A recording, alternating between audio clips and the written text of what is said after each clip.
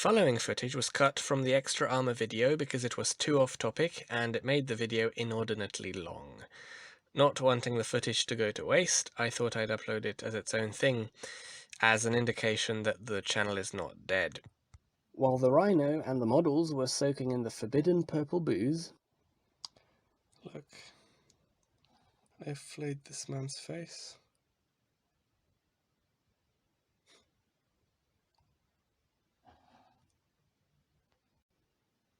I was struck by inspiration by the diagrams on this page of Imperial Armour 2.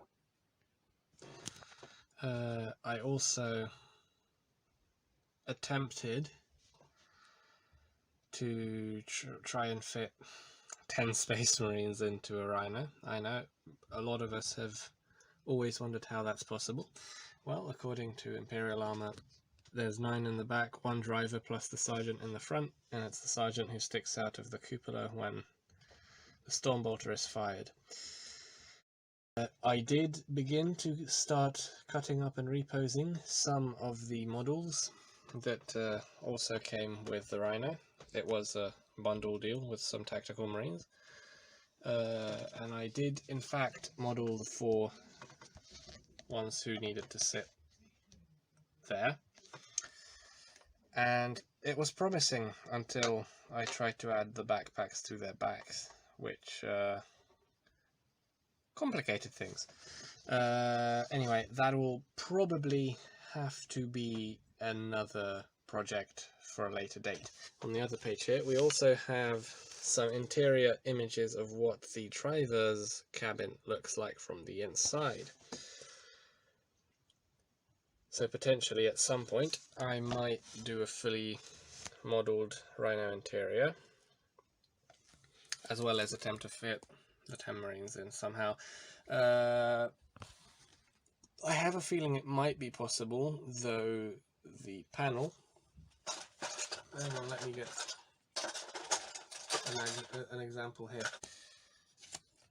As could be seen in the image that flashed up on screen, these fit in here quite nicely. And yeah, of course it's at a slant, it's going to do that. Hang on. Of course I've not done any of the flexed ribbing or anything, I've just reposed the legs.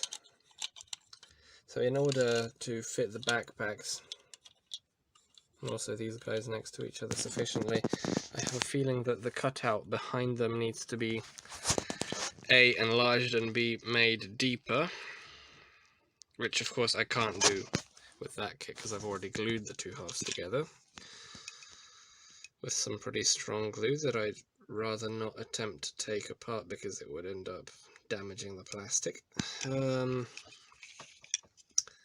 So yeah, essentially 4 Marines sat on the seats either side. Was it number 5? Yeah, number 5. So the one standing in the centre is the one with the heavy weapon. Then 3 stood here. Might be the biggest issue that needs to be dealt with.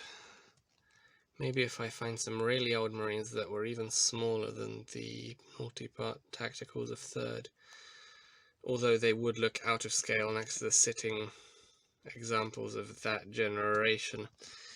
And of course then, I mean, fitting in the sergeant and the driver into the front would not pose a challenge whatsoever. That's easy to do. And of course with this image I would also know where to position the seats, and that cogitator there for the driver. Yeah, but that will be another video at some point. I was hoping to post this video much earlier, but other commitments prevented me from doing so. Now that I'm here, I'm able to provide a sneak peek of the content of the next main episode of Out of Production as well. I have mentioned as early as the July of the cursed year that was 2020 that I might do an overview of the Space Marine vehicle range. This will of course take multiple videos to do. As you can see from these images, I will limit my focus to the Mark I Rhino chassis in episode 2. The good news is that episode 2 should not take as long as it took for me to release this video. I hope to see you soon. Until then, thanks for watching. Ghostly Frog out.